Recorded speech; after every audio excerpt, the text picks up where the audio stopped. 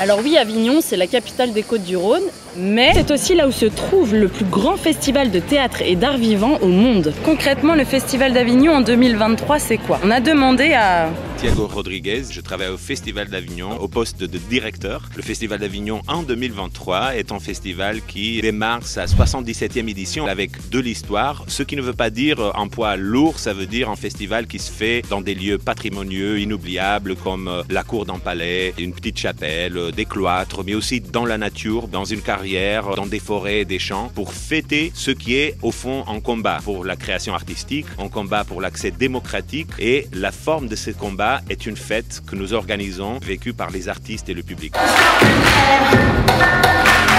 Faire une fête ne veut pas dire être aveugle aux injustices du monde. Cette année, par exemple, beaucoup d'artistes présentent des spectacles de théâtre, de danse, où ils parlent de la vulnérabilité humaine, soit la vulnérabilité sociale, économique, collective, soit celle qui est intime, émotionnelle, biologique, pour inventer, pour créer, pour parfois consoler, parfois pour mettre en colère, pour soulager, pour faire rire, trouver aussi du plaisir à nous regarder à nous-mêmes. C'est un festival qui est d'une certaine façon un miroir de la société, mais aussi une façon d'interpeller la société en liant le plaisir des arts et la nécessité de parler du monde ensemble. J'ai vu 2 coups partir, 2 coups sourds, 2 coups lourds.